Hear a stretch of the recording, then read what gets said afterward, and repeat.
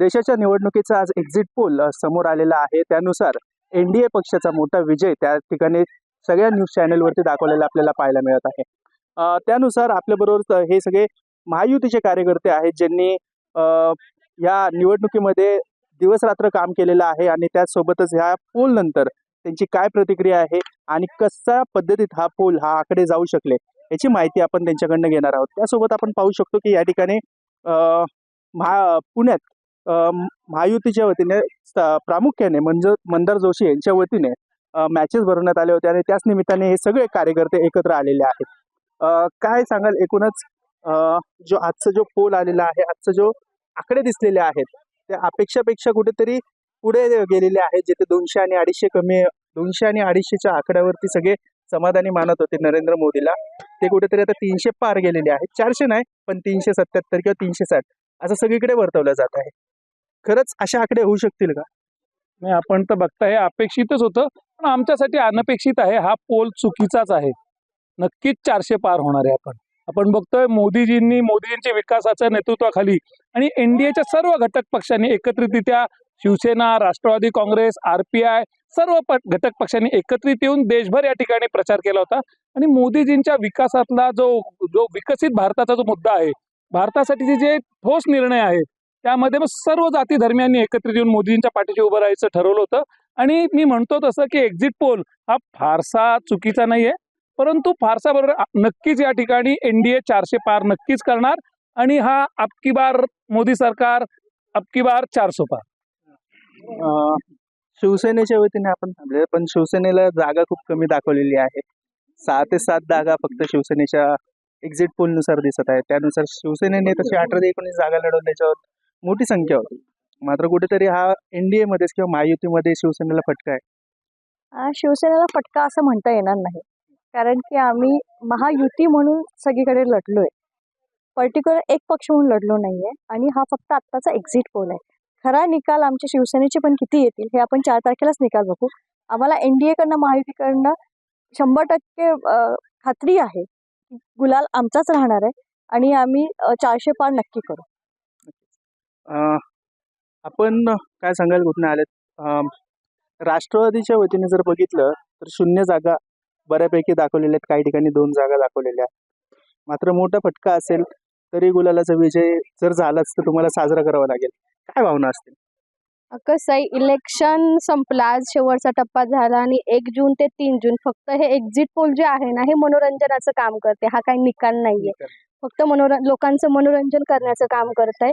जो निकाल आहे तो तुम्हाला 4 तारखेला समजेल. एक्झिट पोल म्हणजे निकाल नसतो. त्याच्यामुळे येणारी जी मोदीजींची किमया आहे ती तुम्हाला 4 तारखेला समजेल आणि तिसऱ्यांदा पंतप्रधान होऊन. मोदीजी बद्दल बोलतात पण अजित पवारांची जागा कमी दाखवते, त्याबद्दल काय तुम्ही बोलत ते नाही? पण एक्झिट पोल मध्येच दाखवतंय ना. एक्झिट पोल म्हणजे काय, मनोरंजन. तो कुणी काढला, कसा काढला, तेही अभ्यास करण्याची गोष्ट आहे. त्याच्यामुळे अजितदादा काय आहेत, फडणवीस साहेब काय आहेत, शिंदे साहेब काय आहेत, तुम्हाला येणारी 4 तारखेला समजेलच ना. पुष्कर सर तुमच्याकडे येणारच आहोत. आपल्यावर यंग कार्यकर्ते आहेत ज्यांनी या सगळ्यामध्ये काम केलं होतं, निवडणुकीमध्ये प्रचार केला होता. मात्र भाजपची जी आपण पुण्याची परिस्थिती पाहू शकतो, कुठेतरी ताळमेळ नव्हता नंतर किंवा काँग्रेसची ताकद वाढली होती असं वाटलं नाही का? त्यानुसार तुम्ही कसं ते टॅकल केलं किंवा युवसेना किंवा म्हणू शकतो आपण यंग पिढीनुसार कशी कामं झाली त्यावेळेस? मुळात भाजपचा उमेदवार जेव्हा घोषित झाला तेव्हाच सगळीकडं आनंदाचं वातावरण होतं आणि तेव्हाच पुणेकरांमध्ये भाजपचा उमेदवार निवडून येणार अशी चर्चा होती आणि तीच चर्चा शेवटपर्यंत राहिली. आपण बघितलं असेल की भाजपच्या उमेदवाराने एकदा सुद्धा वैयक्तिक आरोप केलेले नाहीयेत. त्या उलट अनेक काँग्रेसकडनं स्टंटबाजी करण्यात आली, हे नागरिकांना दिसून आलं या गोष्टी. आणि तुम्ही मोदींची सभा झाल्यानंतरचा युवकांमध्ये असलेला हे उत्साह हा खूप जास्त होता. त्यामुळे नवीन जे मतदार होतं ते पूर्णपणे मोदींच्या विकास कामाकडेच होतं, त्यांचा कल होता. त्यामुळे माझ्या मते तरी मुरली अण्णा खूप जास्त मतांनी निवडून येतील असा आम्हाला विश्वास आहे. खूप विश्वास आहे, प्रचंड. आणि येणार 100% येणार. सगळ्यांनी कामं केलीत का तशी? असा आरोप पण आहे की बऱ्याच नगरसेवकांनी कामं केली. नाही, सगळ्यांनी कामं केलेली आहेत. सगळे एक दिलाने एकाने उतरले होते मैदानात आणि सगळ्यांनी व्यवस्थित काम केलेलं आहे. आम्हाला विश्वास आहे की आमची बीजेपीची सीट येणार आणि देशात 400 पार करणार आम्ही. खर्डेकरजी, आपण सातत्याने पाहिलं की 10 जण बरोबर आपण सातत्याने असतं किंवा त्यांची प्रचार नीती, रणनीती एक काटोनकाट तुम्हाला माहिती असते किंवा काहींदा त्यामध्ये तुमचा देखील सहभाग असतो. मात्र बारामतीचं जे स्टेटमेंट झालं त्यानंतर कुठेतरी बॅकफूटवर यावं लागलं का या निवडणुकीमध्ये असं वाटतं? नाही, अजिबात नाही. अजितदादांच्या प्रती सुद्धा आम्हाला तेवढंच प्रेम आहे, तेवढीच आमचा त्यांचा स्नेह आहे. आणि जेव्हा आम्ही महायुती म्हणून लढतो त्यावेळेला अजितदादा, चंद्रकांतदादा, देवेंद्रजी, एकनाथजी शिंदे कोणी असतील, हे सर्व नेते एक गठ्ठा मुंबईमध्ये बसून जे जे काही सांगतील ते प्रत्यक्षामध्ये फील्डवर करणं एवढं आमच्या हातात असतं. आणि ते करताना कुठेही मनं दुरावली गेली नाहीत. या संपूर्ण निवडणुकीचं वैशिष्ट्य हे राहिलं की महायुतीचे सर्व पक्षांचे सर्व कार्यकर्ते, नेते, पदाधिकारी, लोकप्रतिनिधी एक दिलानं लढले आणि महायुतीला विजयी करायचंय, नरेंद्र मोदींना तिसऱ्यांदा पंतप्रधान करायचंय, अशा प्रकारचं ध्येय ठेवून सर्वांनी काम केलं. त्यासाठी आपण एक पाऊल मागे आलो ते देखील आपण स्वीकारतो. नाही, पाऊल मागे येणं किंवा पुढे जाणं नाही. जेव्हा आपण एक घर म्हणतो तेव्हा घरामध्ये प्रत्येकाची आपली आपली भूमिका असते आणि त्या भूमिकेमध्ये जात असताना थोडंफार एकमेकांची ऍडजस्टमेंट ज्याला आपण म्हणतो ती करावी लागते. ते करण्यासाठीचं मोठं मन हे भाजप असेल, शिवसेना असेल, अजितदादा पवारांचं म्हणजे राष्ट्रवादी पक्ष असेल, RPI असेल, मी तर म्हणेन की सर्व 24 पक्षांनी मनाचा मोठेपणा दाखवला आणि एक ध्येय सर्वांच्या मनामध्ये होतं की अबकी बार 400 पार, फिर एक बार मोदी सरकार, बार बार मोदी सरकार. आणि या एकमेव ध्येयानं प्रेरित होऊन सर्वांनी अतिशय उत्तम पद्धतीनं काम केलं आणि त्याचा फल आज आपण बघतोय एक्झिट पोलमध्ये. पण तरीही मला असं वाटतं की हा जो माइंड गेम आम्ही सेट केला होता, अबकी बार 400 पार, निश्चितपणे 4 जूनला ज्या वेळेला निकाल लागतील त्यावेळेला 400च्या जादू या आकड्याकडे आमची वाटचाल झालेली असेल. 400च्या जादू आकड्याकडे वाटचाल झाली असेल. 100% झालेली असेल. म्हणजे या 400 पार. एक्झिट पोल यापूर्वी आलेला आहे. मग यापूर्वी जर विधानसभा बरेच चार राज्यांच्या विधानसभा झाल्या त्यावेळेस कुठेतरी हा एक्झिट पोल काँग्रेसच्या बाजूने झुकला होता, मात्र निकाल काहीतरी वेगळा होता.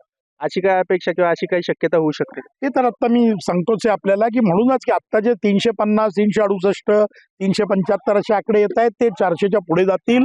महाराष्ट्रात सुद्धा काही ठिकाणी भाजपला, NDAला, राष्ट्रवादीला जी पिछेहाट दाखवली जाते ती होणार नाही. आणि निकाल मी आपल्याला एवढंच सांगेन की लोकांच्या अपेक्षेपेक्षा जास्त चांगल्या पद्धतीनं निकाल लागतील. पुणे जिल्ह्यातल्या तर 4 जागा आम्ही जिंकणार आहोत. म्हणजे सुनेत्रा वहिनी निश्चितपणे या ठिकाणी विजय होतील. मुरली अण्णांचा विजय निश्चित आहे. शिवाजीराव आढळराव पाटील असतील किंवा श्रीरंग मारणे असतील, आम्ही सर्वजण अशा पद्धतीनं काम केलं की या 4 जागा आम्ही जिंकणार आहोत. एक्झिट पोलमध्ये यातल्या 2 जिंकू 2 हरू अशा पद्धतीचं काय काय चालू आहे. पण 48 जागांपैकी 40 जागा ही महायुती निश्चितपणे जिंकेल असा मला विश्वास आहे. प्रसिद्ध प्रमुखाचं जेव्हा काम करत असताना सगळ्या पक्षांना घेऊन चालावं लागतं, तिथे सगळ्यांची नावं टाकावी लागतात. मात्र हाच सूर सगळ्यांचा होता का? कारण जेव्हा तिकीट मिळालं होतं तेव्हा कुठेतरी तिकीट मिळण्यापूर्वी 2 उमेदवार देखील इच्छुक होते. त्यामधले एक प्रोटोकॉल फॉलो करत नव्हते असं देखील तुम्ही कधीतरी सांगितलं होतं. म्हणजे होत नव्हता किंवा ते वेगळे चालत होते. तर या सगळ्या प्रक्रियेमध्ये काय नेमकं निवडणुकीचा अनुभव होता? नाही, मुळामध्ये कसं असतं, जोपर्यंत उमेदवारी जाहीर होत नाही तोपर्यंत प्रत्येकजण आपली ताकद लावतच असतो. पण एकदा उमेदवारी जाहीर झाल्यानंतर त्या उमेदवाराच्या पाठीमागे उभं राहायचं ही भारतीय जनता पार्टीची आणि सगळ्याच मित्रपक्षांची शिकवण आहे. त्यामुळं मुरलीधर अण्णांना जेव्हा तिकीट जाहीर झालं, एक दिलाने लगेच कामाला लागले. म्हणजे त्याच्यामध्ये कोणी काय वेळकाढूपणा केला किंवा असं काही 100% नाही. आणि 24 पक्ष आहेत, ते 24 पक्ष एकत्र काम करताना महायुतीमध्ये दिसत होते. मला एक सांगा, महाविकास आघाडीमध्ये ती जी तफावत ती दिसत होती. कधी त्यांचा शहराध्यक्षच नाही कुठल्या एका पक्षाचा, कधी कार्यकर्तेच नाही. पण महायुतीचे 24च्या 24 पक्षाचे कार्यकर्ते तुम्हाला रस्त्यावर दिसत होते. हा फरक आहे. एक फरक सांगू शकतो की देवेंद्र फडणवीसांना शेवटच्या टप्प्यात नगरसेवकांची बैठक घ्यावी लागली. ते दुसरीकडे रवींद्र दंगेकर यांच्यासोबत सगळे कार्यकर्ते आणि सगळे पदाधिकारी एका वेळेस एकत्र सगळे प्रचाराला फिरत होते. हा कुठेतरी विरोधाभास किंवा ह्याच्यामध्ये जाणवलं नाही का तुम्हाला? नाही, असं आहे बघा, शेवटी कसं आहे, प्रत्येक पक्षाचं एक धोरण असतं.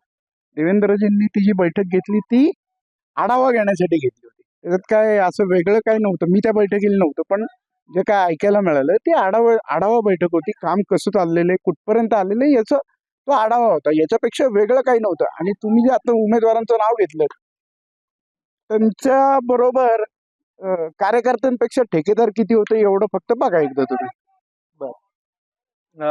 शेवट तुम्ही कार्यकर्ता म्हणून काम केलं, काय होतं या निवडणुकीचा अनुभव?